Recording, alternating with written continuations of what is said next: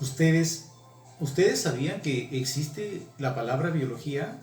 ¿Conocían el término biología? ¿Sabían que existe el curso llamado biología? Les saluda Julio Cruz, profesor del área de Ciencia y Tecnología del turno tarde. Cuando yo te pregunto si conoces el término biología, estoy seguro que algunos sí conocen el término biología, otros no, pero hoy día vamos a tener una idea de lo que es biología, así cortito nada más. La biología es una ciencia que se encarga del estudio de los seres vivos.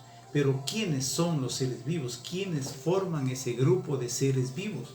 Seres vivos somos nosotros, los humanos, los seres vivos son las plantas, seres vivos son el resto de animales, seres vivos son los animales acuáticos, seres vivos son los hongos, seres vivos son aquellos que a veces no se ven a simple vista, como una bacteria, por ejemplo.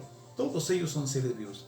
Ahora, los seres vivos están formados por estructuras pequeñas, así como una pared tiene sus estructuras pequeñas, los ladrillos, ya que constituyen toda la estructura. Los animales superiores también tienen estructuras pequeñas, los animales inferiores también tienen estructuras pequeñas. Esas estructuras pequeñas reciben el nombre de células. Las células son unidades básicas de todos los seres vivos, unidades que forman la base de la vida de todos los seres vivos. Y estas células se pueden ver a través del microscopio. ¿Qué es el microscopio? ¿Qué es un microscopio? Es un instrumento que me permite observar estructuras pequeñas. ¿Y cómo se creó el microscopio?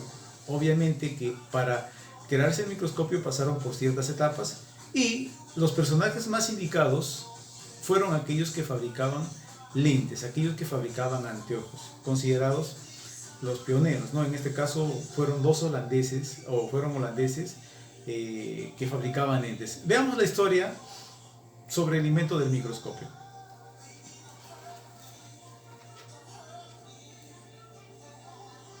En 1590, Zacharias Jensen, hijo de un fabricante de lentes, construyó el primer microscopio compuesto por dos lentes.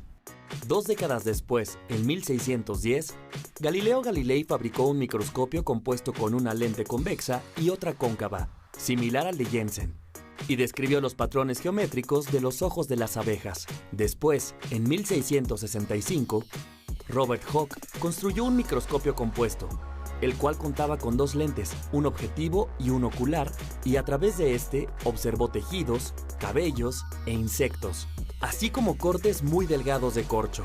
En ellos descubrió unas pequeñas celdillas a las que llamó cellulae, palabra que posteriormente se tradujo como célula.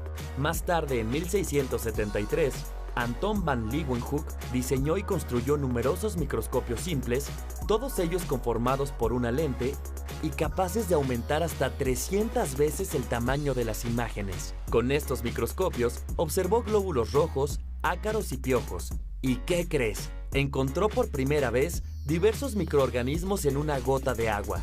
Gracias a estas contribuciones, y después de observar las células de diferentes organismos, en 1839, Theodor Schwann, junto con Matthias Jacobs Leiden, propusieron a la célula como la unidad anatómica y estructural de todos los seres vivos. Y en 1858, Rudolf Virchow rechazó la teoría de la creación espontánea luego de que observó que las células se dividían y formaban nuevas células.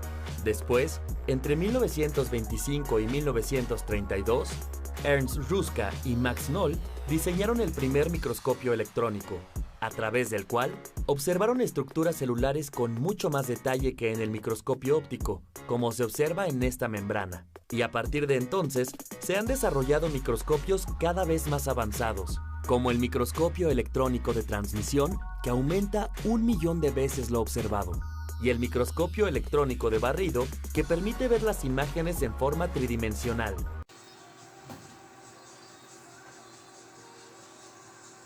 Cuando decimos seres vivos, nos estamos refiriendo a aquellos que están formados por una sola célula y aquellos que están formados por muchas células. Nos estamos refiriendo a unicelulares y pluricelulares. Los seres vivos están formados por 2 tipos de células, procariotas y eucariotas. ¿Ya? Por ejemplo, las bacterias, que son unicelulares, en su estructura solamente tienen célula procariota, una célula antigua, poco evolucionada. Los animales y el resto de seres vivos, con excepción de las bacterias, están formados por células eucariotas. Dentro de las células eucariotas existen dos tipos o dos clases, la célula animal y la célula vegetal. Tienen ciertas diferencias, pero también comparten ciertas estructuras. Las estructuras que están presentes en el interior de una célula se llaman organelos.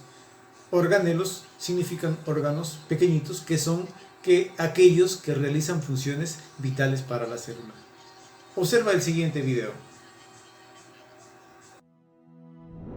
Las células procariotas.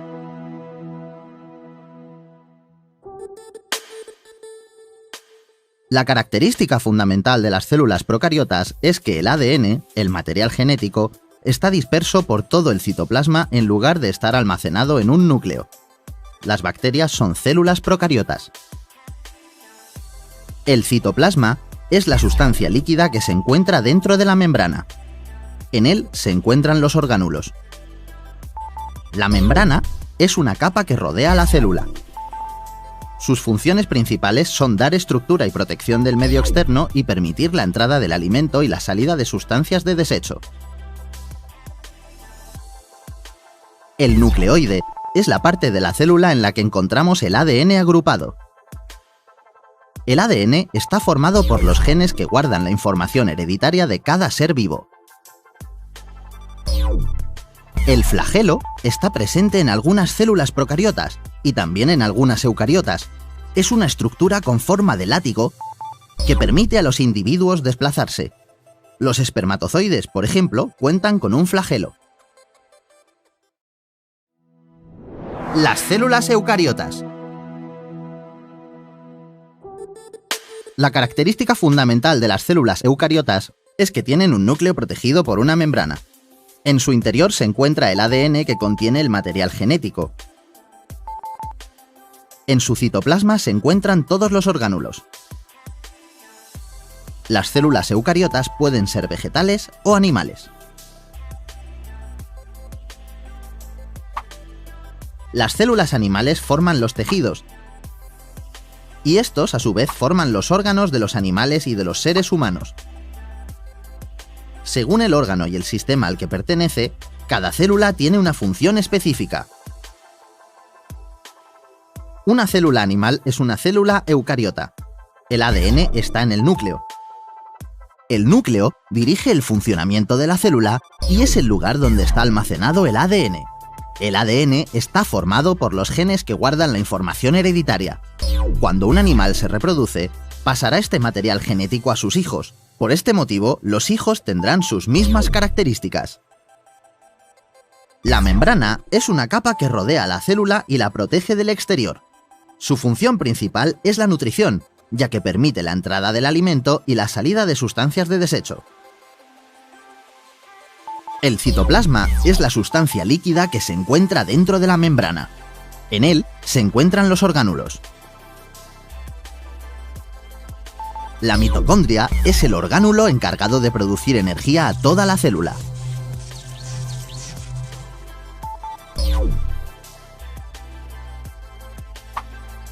Las células vegetales forman las plantas, árboles, flores, verduras o frutas y se encargan de que éstas puedan crecer y desarrollarse.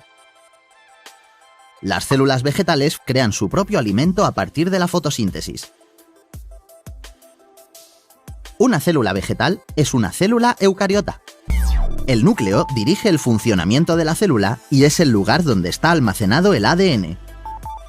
El ADN está formado por los genes que guardan la información hereditaria. Cuando la planta se reproduzca, pasará este material genético a sus hijas. Por este motivo, las hijas tendrán sus mismas características. La membrana es una capa que rodea la célula y la protege del exterior. Su función principal es la nutrición, ya que permite la entrada del alimento y la salida de los desechos. Tiene una pared rígida que permite que las plantas puedan estar de pie. El citoplasma es la sustancia líquida que se encuentra dentro de la membrana. En él se encuentran los orgánulos. Los cloroplastos son los orgánulos donde se producen y almacenan compuestos químicos necesarios para la célula.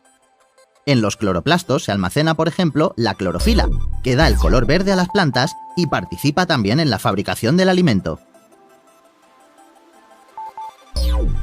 La mitocondria es el orgánulo encargado de producir energía a toda la célula.